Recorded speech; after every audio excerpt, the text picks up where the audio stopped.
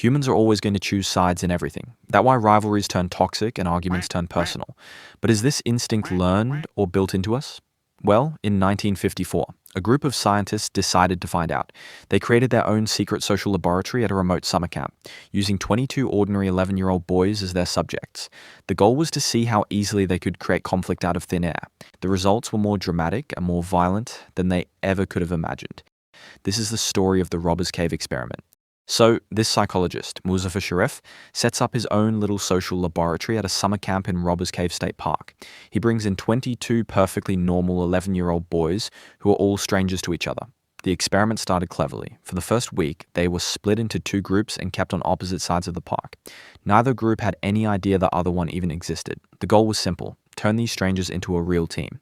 They did all the classic camp stuff together: hiking, swimming, cooking meals, and pretty soon, they weren't just a random bunch of kids anymore. They had inside jokes, they had leaders, and they felt like a real crew. They didn't just become Group A and Group B.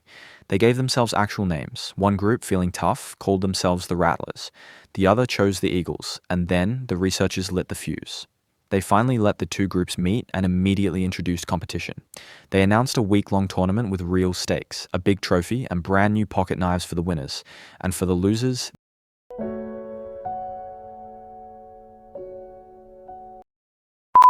the friendly camp vibe just evaporated. The games weren't for fun anymore. They started yelling insults at each other: stinkers, cheats.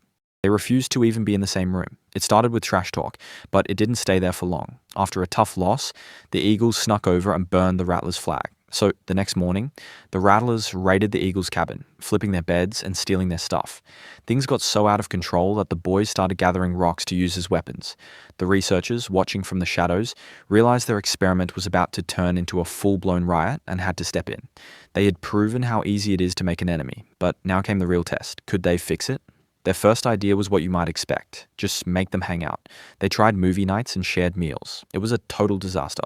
The boys just used it as another chance to throw food and insults at each other.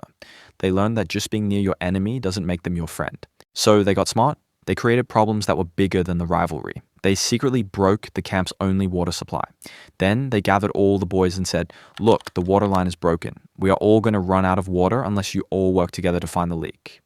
Suddenly, it didn't matter if you were a Rattler or an Eagle. You were just a thirsty kid. They worked together, side by side, and fixed it. The next day, another crisis. The truck that was supposed to go get their food conveniently broke down. The only way to get it started was for all the boys from both teams to grab a rope and pull it up a hill together. And as they pulled together, something amazing happened. The anger just melted away.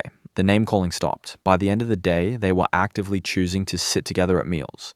On the bus ride home, the Rattlers used their prize money to buy milkshakes for everyone, including their old enemies, the Eagles. That was their entire experiment. But what was the point for this? To see how kids behave at camp when you put them in teams? Obviously no, it was to prove two things. We divide without effort, and under the right conditions, those divisions collapse just as fast. Don't forget to like and subscribe if you enjoyed. Peace